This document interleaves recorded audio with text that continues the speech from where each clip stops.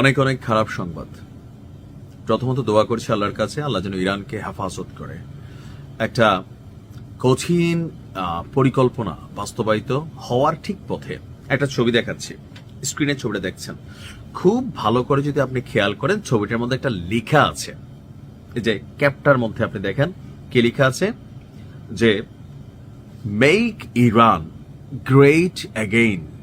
বাংলা করলে কি আসে? Make Iran great again.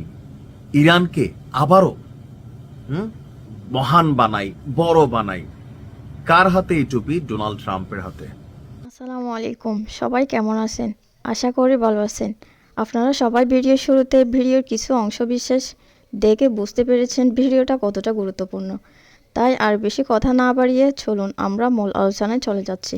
তার আগে সবাইকে রিকোয়েস্ট করব, যারা আমাদের চ্যানেলে নতুন আছেন প্লিজ সবাই সাবস্ক্রাইব করে সাথে থাকুন। চলুন ভিডিওটা দেখি। অনেক অনেক খারাপ সংবাদ।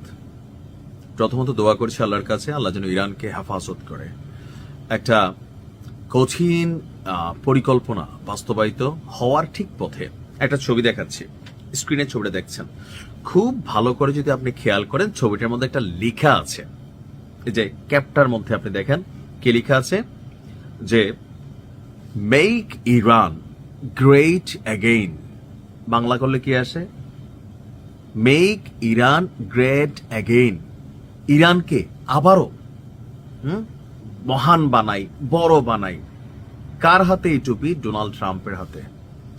ভেনেজুয়েলার নিকোলাস মাদুরোকে তুলে আনার পর এবং কি ইরানের ঠিক চলমান একটা ছোট্ট ইস্যুকে কেন্দ্র করে যত বড় ঘটনা হয়ে গেছে, অনেকগুলো মানুষ মারা গেছে।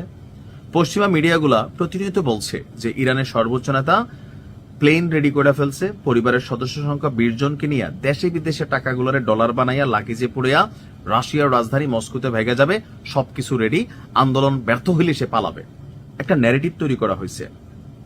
যারা রাষ্ট্রীয় বাহিনী আছে তাদের মনোবল ভাঙার জন্য এই ন্যারেটিভটা, যারা বিক্ষোভকারী আছে তাদেরকে উস্কানো হচ্ছে যে yes you guys did it, মানে তোমরা পইরা ফেলতেছ, আর একটু লাড়ালো পইরা যাবে।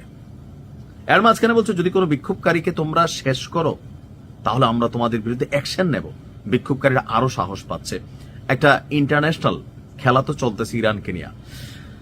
আর ট্রাম্পের হাতে এই টুপি দেখার পর বিশ্লেষকরা বলছে চলমান পরিস্থিতিতে ইরানের রাজনৈতিক পরিস্থিতি, সামরিক পরিস্থিতি অনেকটা দুর্বল। আর এই দুর্বলতার সুযোগকে কাজে লাগাবে আমেরিকা। তবে নিজে না, ওই যে দুষ্ট ছেলে আছে কোথায়, ইশাল, তাদেরকে দিয়া অথবা নিজেদের অত্যাধুনিক প্রযুক্তির যে খেলনাগুলো আছে এগুলা পাঠাইয়া কোনো একটা ঘটনা ঘটাবে। ইরানকে ঘিরে নতুন করে সামরিক সংঘাতের আশঙ্কা জোরালো হচ্ছে ডোনাল্ড ট্রাম্পের একটি ছবি যেটা আমরা দেখেছি, এটাকে কেন্দ্র করে। এখানে নিজের লেখা এবং সই করা যে ছবিটা, যে মেক ইরান গ্রেট অ্যাগেইন, এই ছবিটি প্রকাশ করেছেন মার্কিন সিনেটর লিন্ডসে গ্রাহাম। বিশ্লেষকদের একটি অংশ মনে করছেন যে ট্রাম্পের পরবর্তী খেলার মাঠ হচ্ছে ইরান।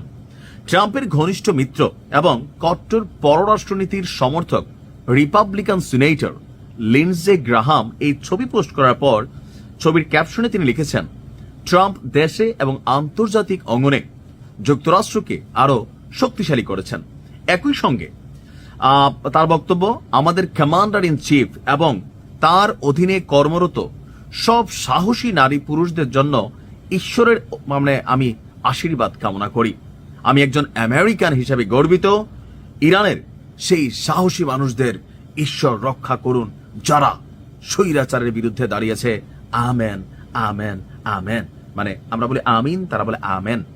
মানে খ্রিস্টানদের চার্চগুলোতে আমি সাউথ কোরিয়া আসার পর বেশ কয়েকবার গেছি, এখানে ইনভাইট করে তারা ধর্ম প্রচারের জন্য, আপনাকে ইনভাইট করে বলে যে দেখো আমাদের এখানে কি হচ্ছে। তো সেখানে আমি দেখছি বাইবেল পড়ার পরে এরকম লাস্টে দিয়ে বলে আমেন, আমেন, আমেন। তো যাই হোক, দোয়া করতেছে কে? চেলা শয়তান ঈশ্বরের কাছে। শয়তানও কি দোয়া করে না, চায়। শয়তান তো আল্লাহর কাছে চাইয়ে আনছে। এখন পরিস্থিতি আমার কাছে যেটা মনে হচ্ছে একটা কিছু ঘটতে যাচ্ছে। তো টুপিটার ধারণা কই থেকে আসছে? ওই যে ট্রাম্প তার নির্বাচনী স্লোগান একটা টুপি তৈরি করেছিল, লেখছিল মেক আমেরিকা গ্রেট অ্যাগেইন। তো সেইটার আদলেই এখানে বসানো হয়েছে। আবার এই টুপিতে আরো কিছু বিশেষত্ব আছে। 1979 সালে ইসলামিক বিপ্লবের আগে ইরানের যে প্রতীক ছিল বা লগো ছিল, সেই লগোটাই তিনি এখানে আনছেন। অনেকে জানেন যে এই যে ইরানের বর্তমান সরকার 1979 একটা রেভলিউশনের পরে তারা কিন্তু ক্ষমতায় আসছে, তো প্রায় 46 ইয়ার তারা রান করতেছে তাদের গভর্নমেন্ট।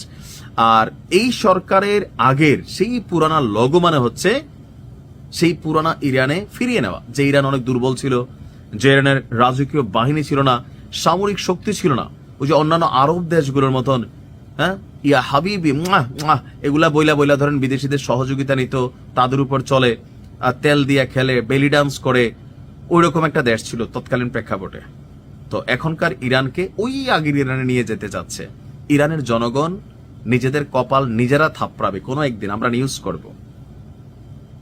আল্লাহ ইরানকে হেফাজত করুন। ভালো থাকুন। আসসালামু আলাইকুম।